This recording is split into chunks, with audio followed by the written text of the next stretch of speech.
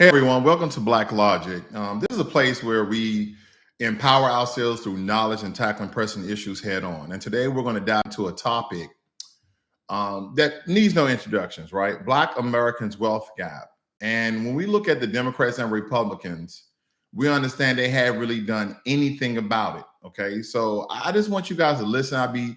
Won't be here before you long, as a good pastor would tell you, because we've heard all the promises of both political parties, right? We've seen the campaign ads, we've witnessed the passionate speeches, but let's cut through all the political rhetoric and get right to the heart of the matter, because Democrats and Republicans, as John Henry Clark would say, we have no friends in the political space, but one party over the other party may try to persuade you otherwise, right? Because ever since the release from bondage of slavery, we have really seen no significant decrease of the wealth gap between Black Americans and non-FBA folk. And that is very important, because we're going to get into some of the assistance that other groups get that Black Americans never really get, maybe onesies and twosies, very anecdotal solutions to a large problem of over 50 million people. Now, to truly understand the gravity of the situation, we must revisit our history just a little bit. I know a lot of times people are like, oh, slavery happened so long ago. Why we keep going back to that? Because when you look at the subjugation of Black folk for 225 years, family, and we had help, support, assistance, and forced into a condition, and then released for that condition to pull ourselves up by our bootstrap. We have a very vast history of pulling ourselves up by our bootstraps with no assistance along the way, with no true, genuine assistance along the way. Because when you look at the struggle for the civil rights, as some people may label a monumental chapter in American history, and how it sparked changes on a legislative level, things that people might point out, what about the Civil Rights Act of 1964? What about the Voting Rights Act of 1965, and how they were game changers? Well, family, we get those rights under the Constitution. So the only thing that Lyndon B. Johnson, Democrat at the time, had to reinforce was those constitutional rights that was already afforded by Black folk. And this is kind of after they took off the label of 3/5 of a human. I guess they know they were human now all of a sudden. But we have to understand that these actions resulted, they didn't result in any significant narrowing of the wealth gap. And here's the thing, they keep trying to box Black Americans in these little silos or these monolithic groups, which we are not. I understand that every Black American who is foundational won't take this message as gospel, right? They're not pro-reparations. They're not anti-reparations. That's great. We even have some foundational Black Americans who are anti-reparations because they got it out the mud, right? They pulled themselves up. But again, if we look at the historical, because no one really wants to look at the history, right? No one really wants to look at the history. But family, if your people was subjugated for such a long time and they were forced into condition, and when they came out, they didn't just build Tulsa, Oklahoma, Greenwood community, Black Wall Street, but throughout the multiple cities in America and all these nuclear family-oriented communities that Black folk raised. What did they do? The red summer of 1919. What about that? What about all the sinking of our cities? And that's just the name, two prominent eras in Black American history that devastated the Black community. But when we have all of these foreigners who look like us, who are not on code, okay, who are not our allies, they talk about how lazy Black Americans are. I am tired of the narrative that Black Americans are lazy. No, we're not. We're dealing with more than regular people. If people don't understand the energy behind the system of white supremacy and anti-Blackness, racist discriminatory practicing implicit bias and implicit bias, then you're not understanding the construct, the matrix, the era in which we live in today. Let's look at the numbers, right?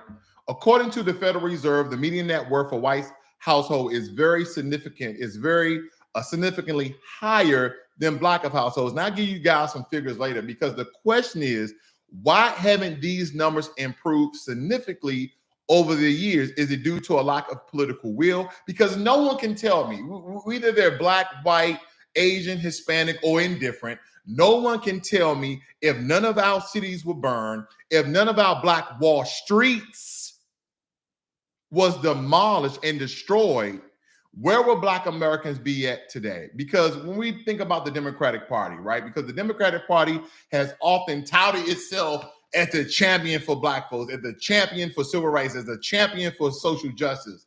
And they have not implemented no policies, except some people may argue they've implemented affirmative action. But we understand that affirmative action and these welfare programs went to everyone. And we kind of went through the welfare area. Remember the food stamps? Now they have these cards. They have all these sort of social programs. But we have to understand, family, when you look at the percentage of Black folk and you look at the percentage of white folk have been receiving more welfare assistance than Black people. That's what we need to understand. I just looked at a number from the Census Bureau. It was stating how that over 53 or 54% of Black folk are in the middle class. But at the same time, we're living paycheck to paycheck.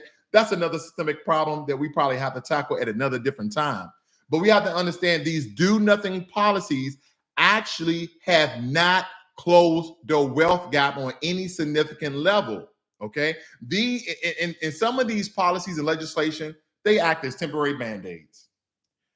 They act as temporary band-aids. They kind of just cover and mask and hover, and mostly the Democratic Party, right? And we know we're no friends of other Republicans either, but nonetheless, the Democrats try to use these lift all acts. They trying to do all these cover legislations that cover a wide frame of issues, but they are for everyone. Because when you think about the Republican Party, right, they have emphasized economic policies that they argue benefit all Americans. But we have a distinctive issue that has been lingering for years. Because some people like Thomas Sowell, they'll come out like, the problem is the Black people are lazy. And he's a Black man.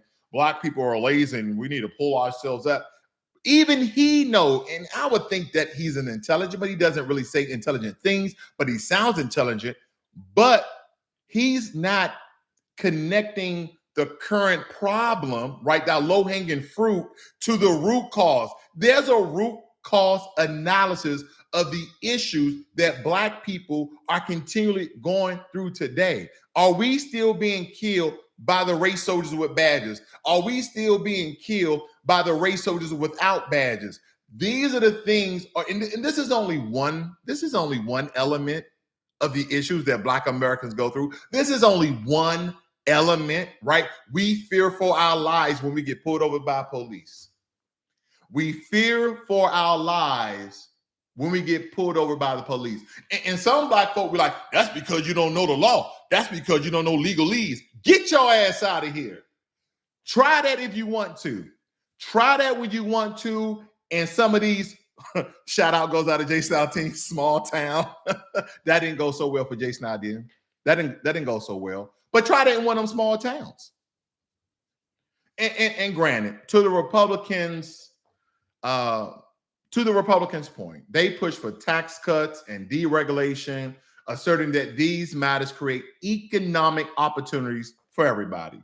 But these problems have not helped Black people in the Black community. They have not, right? They have not.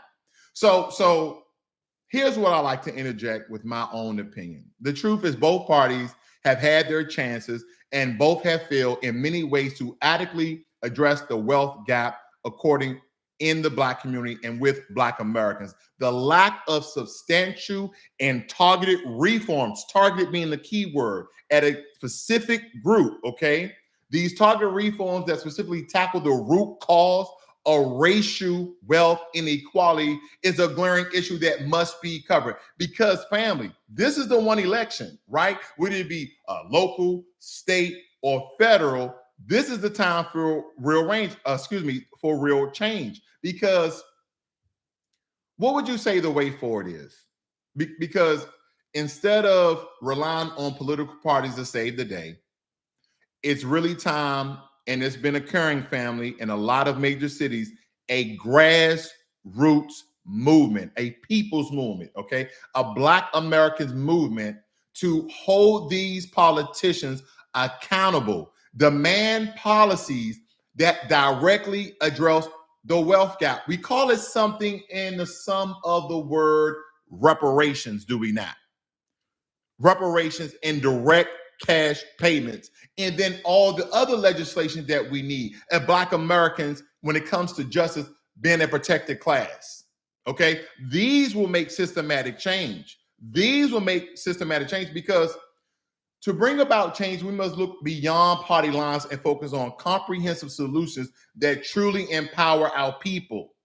Okay, when we look at these immigrants, right? When we look at immigrants, it doesn't matter if they're legal or illegal, family.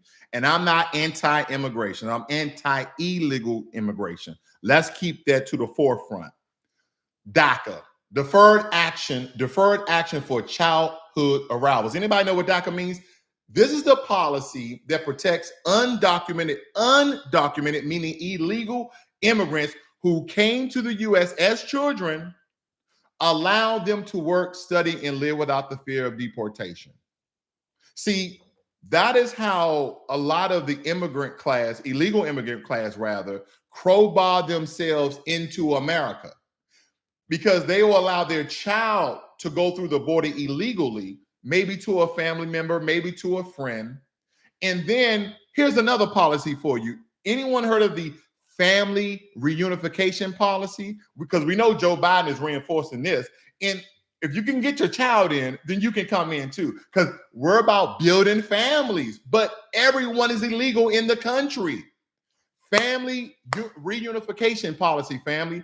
This U.S. values keeping families together. Various family-based immigration pathways allow citizens, right? They allow citizens and green card holders to sponsor family members for immigration. That's right, family. This is how they get their whole family here illegally because we have these policies that they utilize. So it's kind of like this, right? As I told you before, DACA, it helps to protect undocumented, illegal children that come through the border, right? Any border. There's people coming illegally through Canada border as well, so I won't go there. But once they get here, then we have another policy that deals with family reunification, right? What about the refugee resettlement? Doesn't anyone ever heard of that one? This is an old one because the U.S. has historically been a safe haven for refugees from around the world. This is the Refugee Admissions Program, which provides protection, support, and a fresh start for those fleeing persecution. What is that similar to? The asylum policies, because the asylum seekers can request protection in the U.S. if they feel persecution in their home countries. We understand that this policy underscores America's commitment to humanitarian values. What happens when America gets overpopulated? What happens when our resources started to decline? What happens when farms start to go belly up and use as housing, low-income housing, high-income housing, renting areas, home ownership, all these things, but we are depleting our resources. What is going on? I just became very aware. I won't say educated because I need to read the book about the 7 stages of an empire. The 7 stages of an empire. And we are in the decadent stage. That means that we are essentially in the falling of an empire. Now, I'm not going to say this is absolute. But throughout the course of time, a lot of historians and people who quote unquote predict things metrically, they've seen every great nation go through these so-called 7 levels of an empire. And supposedly everyone is stating that America is in the 6th stage of decadence and that the 7th stage is the decline and collapse. I just want to put that out there. Now, let me get back on board. Another one is naturalization, right? The U.S., they offer a path to citizenship through naturalization, allowing immigrants to become full-fledged American citizens, participating in what we would like to believe a democratic process. Okay, those are just some. But let me go a little further on the wealth gap, because I want to kind of flip-flop here for you guys, for people who are just tuning in, so we kind of get the whole story. And I don't want to just focus on these social programs that America has put together for illegals and legal immigrants as well, but they have not put anything together for Black Americans, which is the most subjugated, the most restricted group from reaching financial freedom on any accord. Because we have to understand, family, for decades, the wealth gap between Black and white Americans have remained stubbornly large. Listen to this.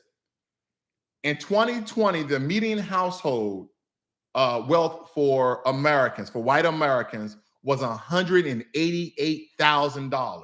The median household income, almost $200,000. For the sake of argument, I like round numbers. I always go up when they disadvantage us and benefit them. $200,000. I know somebody caught that.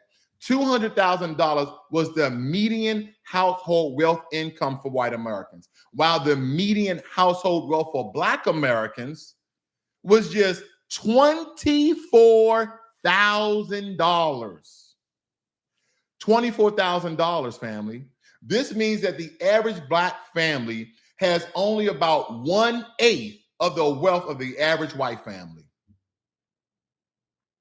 This wealth gap has a number of negative consequences for Black Americans. I mean, it's more difficult for us to start businesses, buy homes, and send our children to college more so than any other group. We're the one who are more vulnerable to financial hardships in times of economic crisis. And what are we in? We are in an economic crisis. I've been telling people since February, America has been in a recession. Oh, well, there's a lot of variables that goes into was being in a recession. But now they're talking about, next year we're looking at going to a recession. We can't afford nothing right now, family. They're starting to make meat. They're starting to clone meat and make meat in factories. You're like, that's because, no, family, this kind of all leads back to overpopulation, corporate greed. We got to build more houses. And none of this has really helped the people who is the foundation of America, whose family, whose ancestors have built America. And when we look at these things, right, the wealth gap between Black and white Americans is a result of centuries of discrimination and exclusion, because we have been denied opportunities to build wealth through home ownership, education, and of course, an employment. Well, you should make your own job. Well, we have. They destroyed it. You should have your own school. We have, and they destroyed it. Well, you should build your own home. We had our own towns. We had our own communities, and they destroyed. Who are they? The system of white supremacy, white, anti-Black, and their collaborators and their allies, right? I'm not stating every white person is a racist. I'm not stating that every white person is part of the system of white supremacy. I'm not stating those things. I'm saying those who are allies of white supremacy, those who participate in white supremacy and anti-Blackness, these are the part of the root cause of the conditions of Black people today. Because as a result, we have been unable, Black folk have been unable to pass down wealth to our children and our grandchildren. And when it comes to these political parties, neither the Democrats nor the Republican Party has done anything that has been essential to us to pinpoint and to address the wealth gap between Black Americans and everybody else, really, at this point. It's not just white Americans, it's everybody else. It really is. They haven't taken the necessary steps to fix it. And I am glad that the Black vote, the Black energy, the Black blood, when it comes to the Democratic Party, has declined. I'm glad. But you're going to have these Democratic shields out here like a Roland Martin, okay? Like a Roland Martin talking about why haven't blacks turned out for the political party that he want them to pick in Louisiana, right? Well, we keep voting Democrat. Some of us vote Republican, and still nothing has changed. Family, if we're going to unify, organize, this should be the one thing. Because at the end of the day, I don't care you're not religious, but you're some spiritual being, and you believe in Israelites, and you're Hebrew, and you Jew, and you're Christian, and you're this, and you're that, and we got all these different silos of black folk. Can we agree on one thing? While you're on this earth, right? Your physical, anatomically, biological body is on this earth. Don't you want to live good? Yeah, you can go out into your nice house, your backyard, take off your socks, put your toes through the grass, and feel Mother Nature and Earth and zodiacs and all these other guards and dimensions that people are talking about. Cool. You know there's 5 or 6, 7 dimensions. Good. But you're living in the one dimension that you need this money. And that the money that your forefathers worked for, died for, and bled for, whether be in slavery, after slavery, Reconstruction, civil rights, it's been stolen, it's been taken, it's been limited from you. It's important to remember that the wealth gap is a very complex problem, and there's really no easy solution, but there's only one solution. Give us what you owe. Because we know the root cause. See, we need to hold our elected officials accountable for taking action to address this wealth gap. We need to vote for grassroots candidates who are reparationists, who are committed to addressing the issue of injustice of black folk and the issues of the wealth gap. We need to hold them accountable for the promises if they ever make one, right? We need direct promises. But we understand that the wealth gap between black folk and non-FBA folk is a very, very serious problem that has had a number of negative consequences for black Americans. Has it not? Has it not? That's what we need to understand, family. Because as John Henry Clark said, we have no friends. We have no friends. So I'm a Democrat. I believe in the Democratic Party. And Joe Biden, he said, if you don't vote for me, you ain't black. There's a lot of shucking and jiving Negroes out here, family. There's a lot of shucking and jiving Negroes out here. These Negroes, man, they're not even Negroes no more. I ain't want to put it, they Negroes. They Negroes. Let me leave you with this. Let me leave you with this. A lot of people are not understanding the dynamic and complexities of the assistance that legal and illegal immigrants receive from this federal government. Now, I want everyone to understand this. I want you guys to understand that Native Americans who are descendants of those Native Americans whose land was stolen, who the American government and the Americans that became Americans, or those pilgrims, or those British rejects, or those European rejects that came over here and killed off a great many of Native Americans. Okay, so I don't want to forget what their people been through as well. Okay, but I'm only making a direct correlation and comparison so you understand what I'm getting at, right? Let's take, for instance, for the sake of argument, because I know there's a lot of different information about certain things, but let's say like this. Let's take for instance, Native Americans. The European rejects came over. They raped, they killed, they gave the Native Americans diseases to take their land.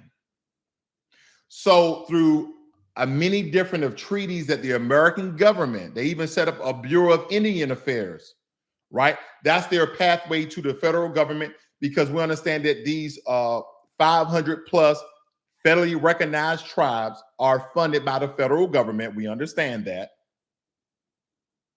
that they receive assistance each and every month and each and every year, and they are be receiving reparations ever since those treaties were signed. And you'll get people like, that's the reason, because you guys are not a nation. You got to be sovereign. You got to have reparation. No, we understand the only thing it takes in this country is a swipe of the right person's pen. The only thing it takes in this country is a swipe of the right person's pen. Let me tell you why. These social programs for non-foundational Black Americans, and in some cases, we understand. Hold on, let me back up. I don't want to get nobody confused. Have there been Black Americans to receive these assistance? Yes. But let me tell you how a lot of immigrants receive this as well. SNAP. Anybody heard of that one? I said this before, the Supplemental Nutrition Assistance Program. This particular social program provides food assistance to low-income individuals and families, including eligible immigrants, okay? But it also depends on factors like your immigration status, your income status, and your household size. So we all know that every immigrant gets that. I'm pretty sure they get a pamphlet of all the assistance they can get if they file for a certain thing. Like, we don't make that money. We all, people from India, when they come over, a lot of them do a lot of the software here in America, right? A lot of them have a lot of technical skills, but no, we don't make that much money. Matter of fact, we all gonna live in one house. And we're going to live off of one person's paycheck while we have this in the account. This money goes into account back in India. Don't worry about that. You'll catch on our way home, guys. What about TAF? Temporary Assistant for Needy Families. Now, this offers assistance to families in need. Immigrants who meet certain requirements, including qualified immigrants and refugees. That's every immigrant, family. Illegal and legal. That's every immigrant, is it not? Refugees, quote unquote, in parentheses, inside of brackets, asylum seekers. What about Medicaid? They offer health care coverage to low-income families as well as eligible immigrants. Again, that's all the immigrants. They don't have to worry about health care. So wait a minute, you're getting SNAP for food, you're getting TAF for money, you're getting Medicaid. What else? What about SSI? Supplemental Security Income. I know a lot. Write this shit down. Write it down, because this is the money they're getting. This is the money they're getting, family. Supplemental Security Income, SSI is what it's called. Now, this provides financial aid to disabled, blind, or elderly individual with limited income and resources. Guess who else receives it? Eligible immigrants, including refugees, asylum seekers. They can also qualify for SSI. Lord have mercy. And when these immigrants come over here and tell you, well, my dad came over here with $5 in his pocket. He came over here with 2 screws and 1 penny in his pocket, and he didn't get any assistance. He built $1 million business. Stop the cap. Here's another one for you. What about RCA, the Refugee Cash Assistance? Anybody know about that one? You probably didn't.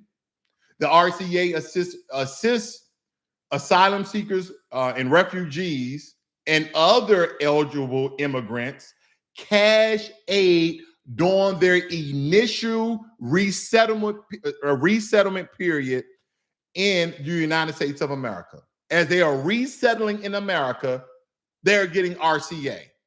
It helps them to cover their basic living expenses and things that help them to establish themselves. What about CHIP? Anybody know about CHIP? Children's Health Insurance Program. Wait a minute. I know some of you are just, you can't believe it and you shouldn't believe it, because CHIP, this offers health coverage for children and low-income families, including eligible immigrant children. Okay? And this all, don't forget, you got Medicaid. You got Medicaid for the adults. You got CHIP for the children. And family, here's my thing. If you're over here legally, I'm not hating. If you're over here illegal, I'm hating. But at the same time, if you got money for non-Americans, if you have money to pay the money you owe to the Native Americans, as you are doing, if you have money to send to the Ukraine, if you have money to send to Israel, then where in the hell are Black Americans' reparations? Don't tell us you don't got the money. Because if anything, you know what Black Americans are doing? Oh, hell yeah, we are pocket watching. You are walking down the street, we like, they got our money. They got our money.